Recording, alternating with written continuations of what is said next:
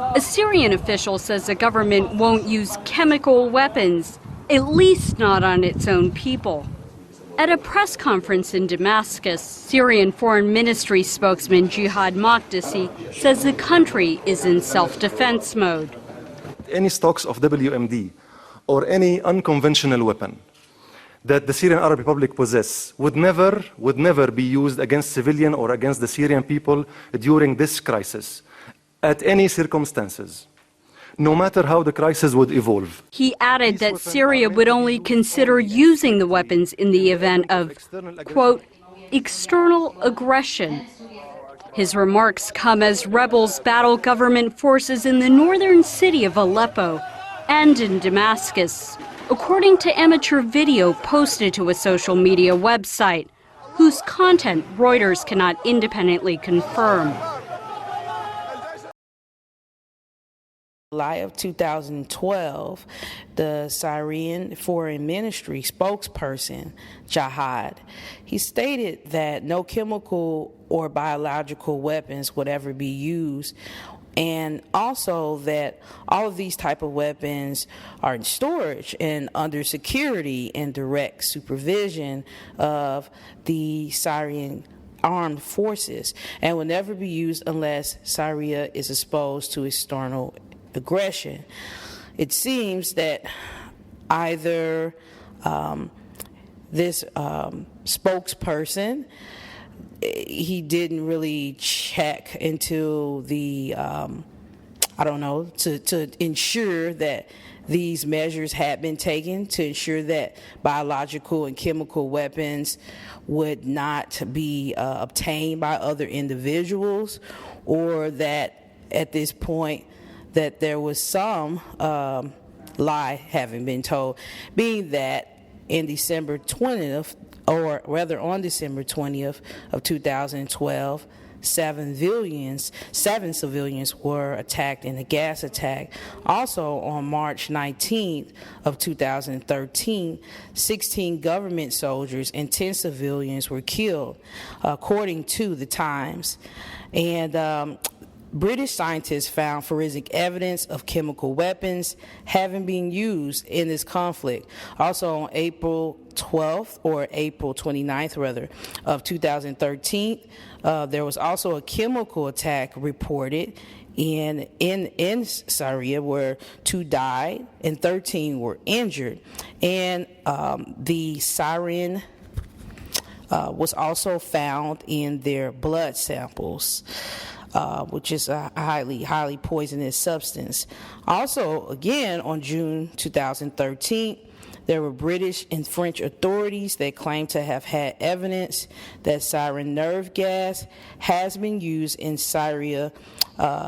These findings, where they found findings of largely made up of samples of bodily fluids that had been taken.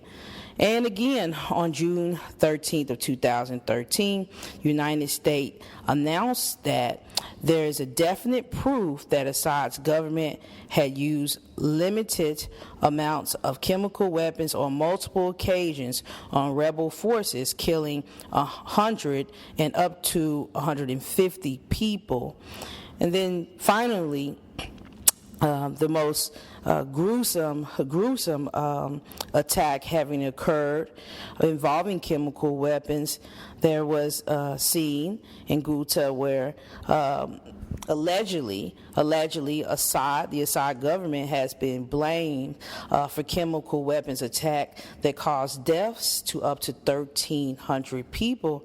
And I would like to thank you, Professor Faris, for talking with me about these types of incidents as I'm trying to find out why this is occurring. I know that the foreign ministry spokesperson at that time said that this would never happen unless the country was exposed to external aggression, but it looks like there's a lot of internal aggression that is going on, and people are definitely being exposed to chemical weapons. So why do you think this is happening or has happened?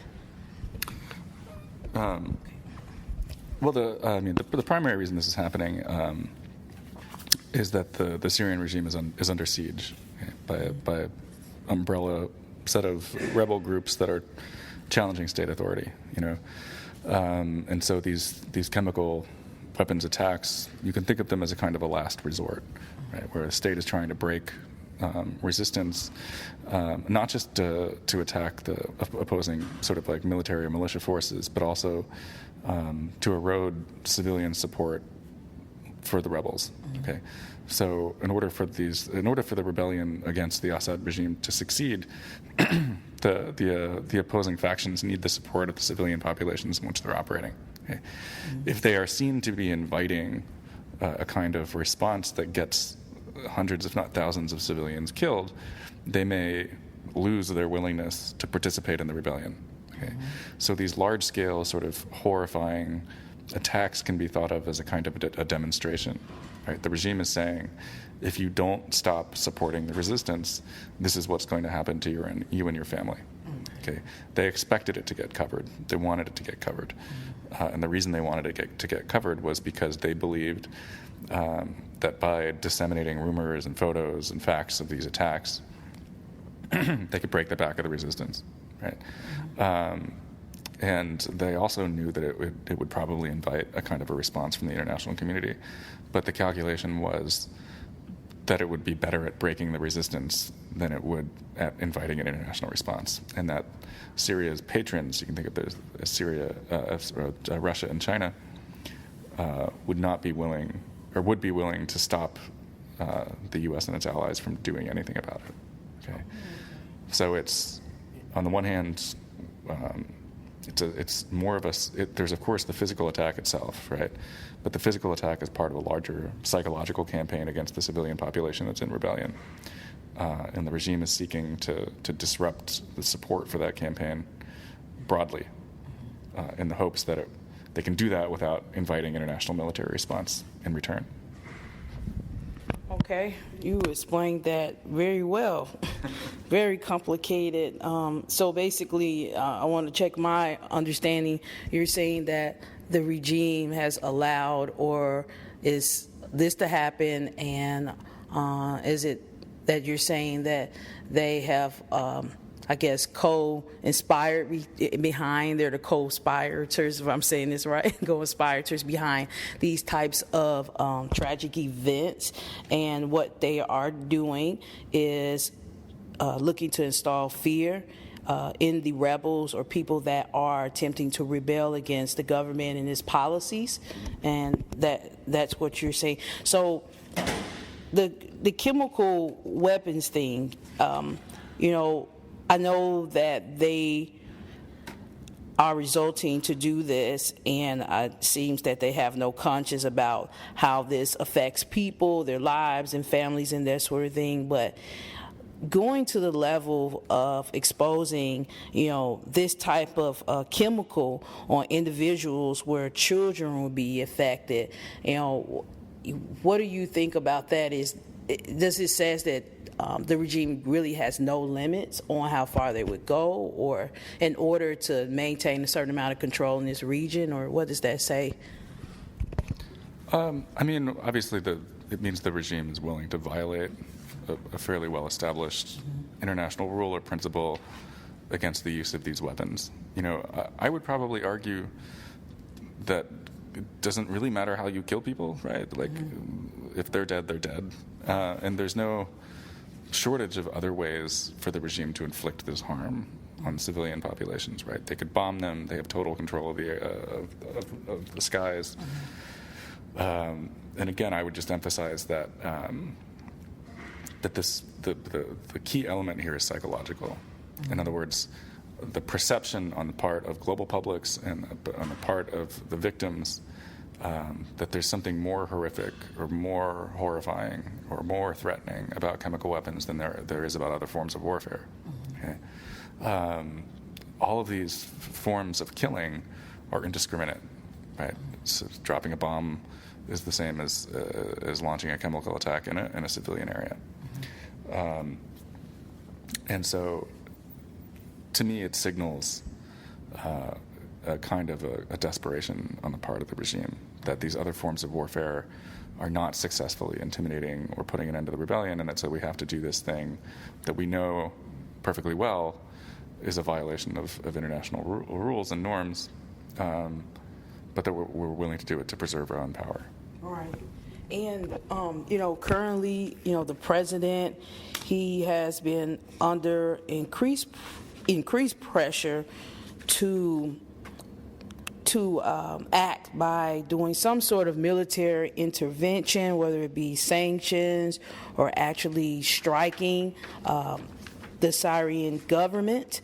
I'm not sure what the best course of action would be in this situation, because it seems that if he was to strike the country or use any type of military intervention, that definitely would mean that our country would end up in some type of financial burden and also have other risks as well with actually trying to get, help the regular civilians in this country from trying to prevent from having this happen to them in the future. And I was wondering, what do you think the best course of action should be for our government at this time in intervening or in somehow helping these individuals, these civilians, better protect themselves from their own government, and as they are trying to promote,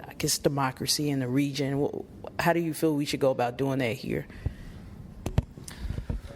Well, what the president was talking about doing was being termed a limited intervention, right? That is, because this international norm was violated, that there would be a limited military strike to degrade the regime's capacity to carry out these kind of attacks. The implication being we were going to attack known sites of chemical weapon storage, perhaps other military installations that would allow the regime to carry out future chemical weapons attacks.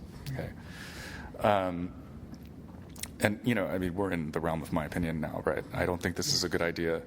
I don't believe in expending multi-million-dollar pieces of military equipment to send a message, right? And that's all this would really do, is send a message. And one of the things we learned about international politics is that the way that messages are received often differ from the way that we want to send them, right? So we may be sending a message that says, don't worry, to the Syrians, the Russians, and the Chinese, don't worry, this is a limited attack. Right, this is only about the chemical weapons. Don't worry, right? It'll end soon. Just relax, right?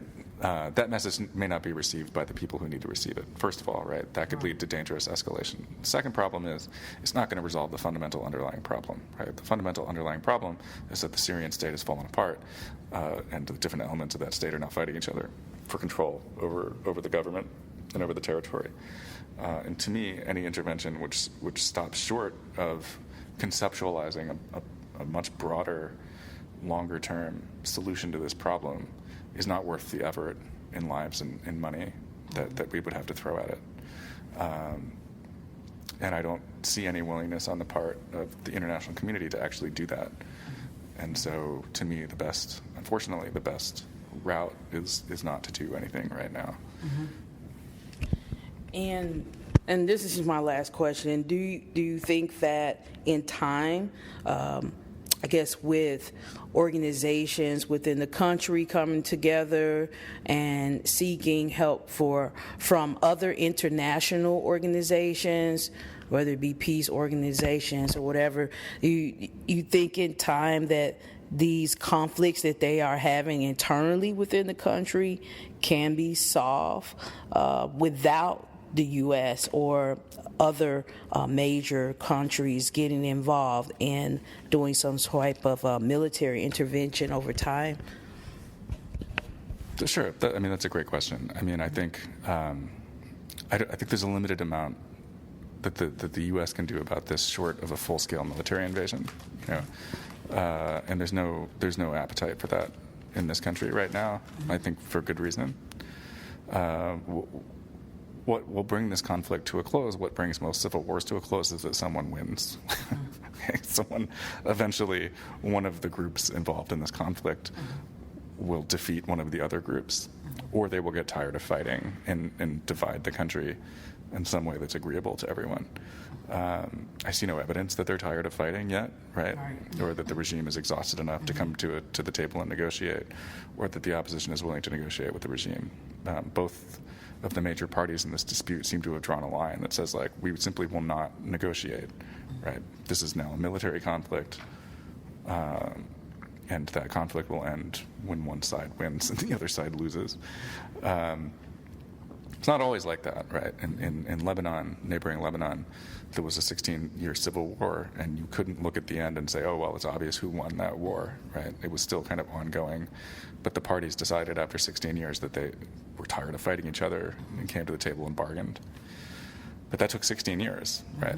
It's a long time. It's a long time. But remember, the English Civil War lasted 30 years, right? So it's not unprecedented. The 24-hour news cycle, I think, leads us to expect resolution to these big problems and conflicts more quickly than I think sometimes they can be resolved. And so if you're looking at the Syria conflict, I would expect it to go on for quite some time, unless the international community is willing to marshal a huge material and military effort to put a stop to it. And I just don't think that's going to happen. Okay. Well, I really thank you, Professor Faris, for talking with me today about this very important issue. And I hope, as I believe we all hope, that this gets resolved in some way without any other catastrophic events occurring. Thank you. All right. Well, thank you, Latricia. All right.